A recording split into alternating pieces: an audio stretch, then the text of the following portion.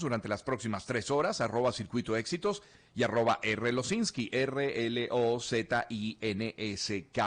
Es jueves 16 y este día lo planteamos también en cifras. Temperatura en Caracas. A esta hora la temperatura en la ciudad de Caracas es de 19 grados centígrados. Podríamos esperar una máxima de 28 hoy, entre la 1 y las 3 de la tarde. Las temperaturas más bajas a esta hora se registran en Táchira y Mérida, en ambos casos 16 grados centígrados, y las más altas nos llevan hasta Cabimas con 26 grados centígrados, igual que Maracaibo, y luego con 25 grados centígrados Puerto La Cruz y por la mar también. Clima. Pues cielos generalmente nublados a esta hora, es decir, si se levanta ya, va a haber un amanecer, en el caso de Caracas muy hermoso, con unos tonos ladrillo hacia el este realmente preciosos, pero a lo mejor alguna estrella logra pescar si está, por ejemplo, en Maracay, en Maracaibo, en Acarigua, en Cabima, cielos muy, muy despejados, algo más de nubosidad quizás hacia por la mar, Puerto La Cruz, un poco más en el Tigre, en Mérida y en el estado Bolívar también. No les ofrezco el reporte del INAME porque quedaron con el reporte del día lunes. Tasa del día. La tasa del día es de 120.860,41 bolívares por dólar. Es el promedio que publica el Banco Central de Venezuela en su página web. Cifra de hoy. Pues, como hemos venido haciendo, la cifra de contagios y de muertes en el mundo, los contagiados por coronavirus son 2.069.819. Estas cifras son actualizadas un par de veces al día, una aproximadamente a las 9:10 de la mañana y la otra hacia el final de la tarde. Las muertes registradas son 137.193 en el mundo. En el caso de Venezuela, las cifras oficiales dan cuenta de 197 casos positivos y de 9 fallecimientos. Eso es en nuestro país. Claro, de eso y de otros temas vamos a hablar a continuación con nuestros titulares, los más destacados. Lecturas que vislumbran el acontecer informativo. Con Román Lozinski.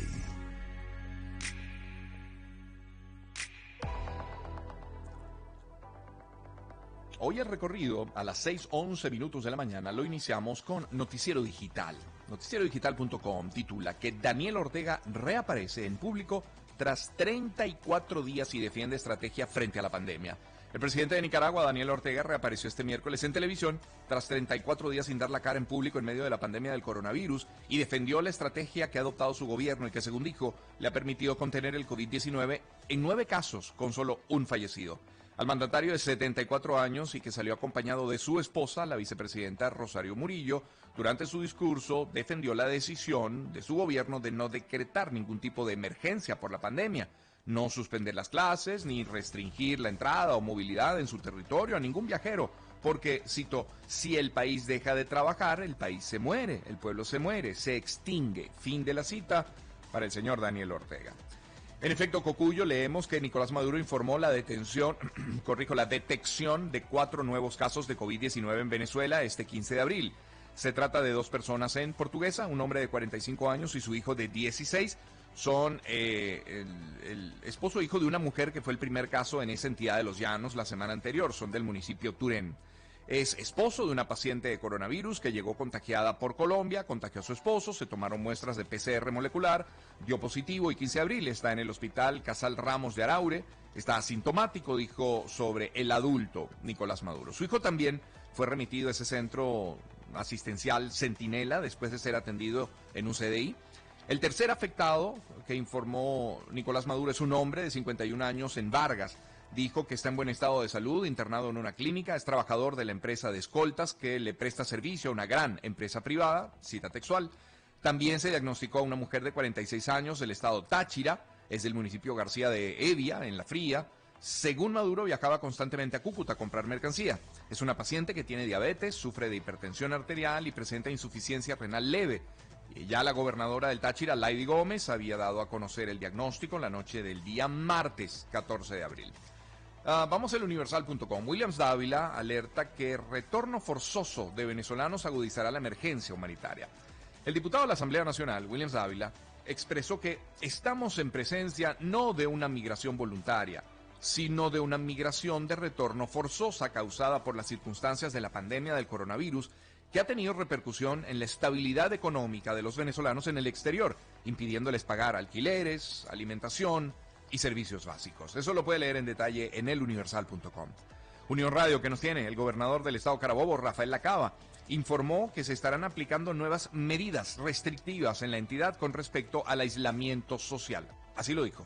En el estado Carabobo se va a inflexibilizar lo que es el tema del protocolo y de la cuarentena que debemos cumplir todos y cada uno de los carabobeños. Es decir, hasta las 2 de la tarde vamos a tener expendio de alimentos, expendio de medicina y los comercios que fueron destinados para tales fines de manera, digamos, operativa. Una vez cumplido ese horario, se cierran y todo el mundo va a su casa. 6:15 minutos de la mañana, contrapunto.com titula que 3 tanqueros llegaron a El Palito para tratar de paliar la escasez de gasolina, según reportan los trabajadores. Extraoficialmente se conoció que los buques vienen de México. Sindicalistas del sector indican que esta carga vendría a tratar de cubrir las necesidades de combustible mientras se hacen los ajustes para reactivar la refinería ubicada en el estado Carabobo. Dirigentes sindicales de la industria petrolera señalan que llegaron al Palito 3 tanqueros mexicanos con gasolina para tratar de paliar este déficit de combustible.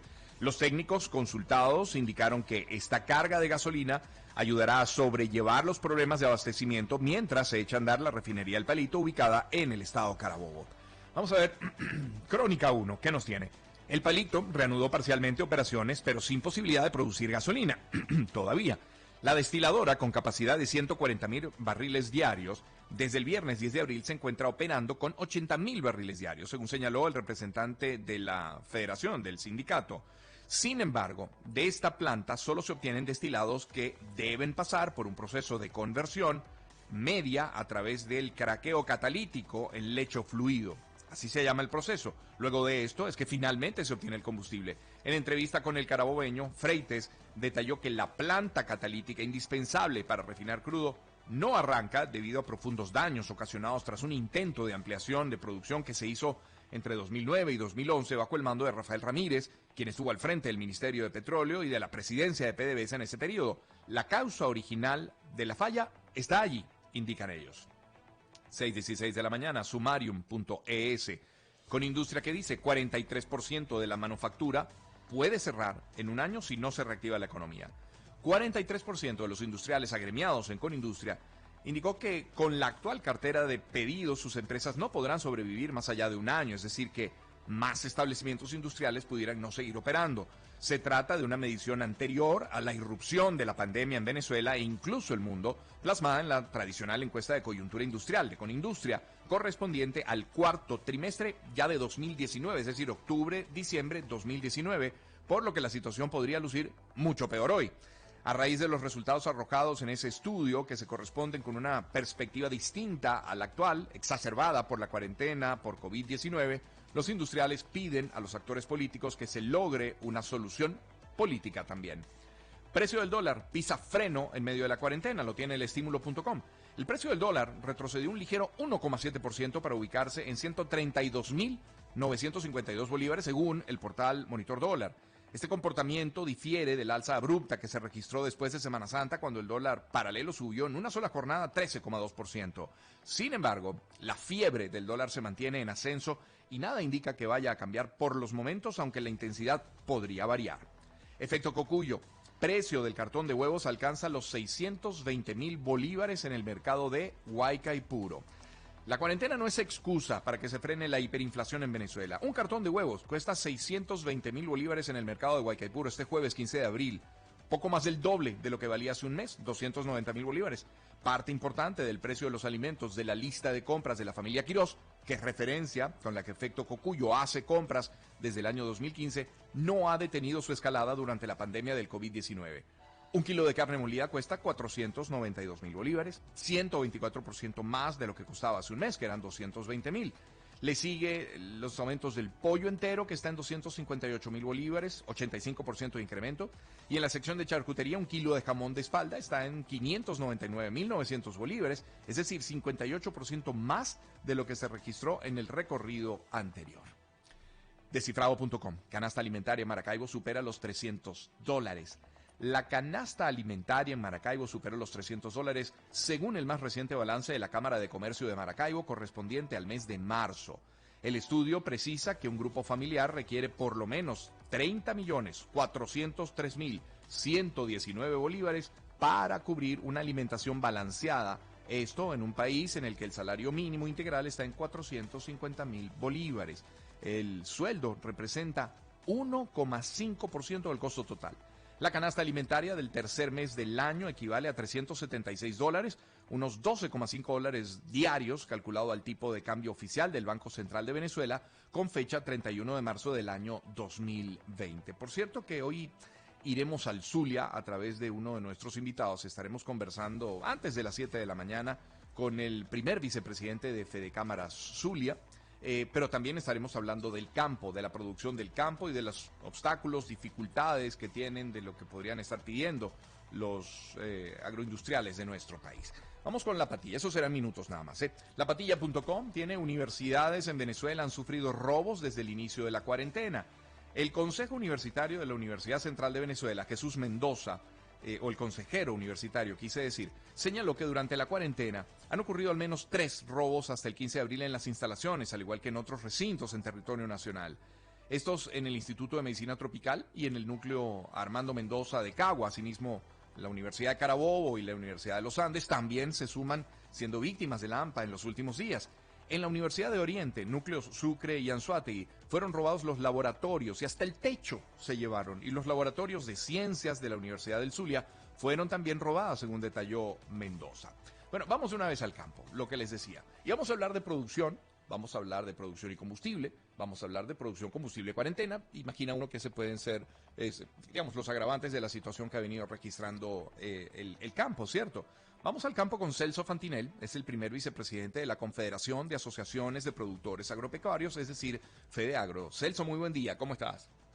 Buen día, madrugador. Saludos a toda tu audiencia, que sé que te escucha en toda Venezuela, y a mis colegas productores que día a día salimos a trabajar para producir los alimentos para todos los venezolanos.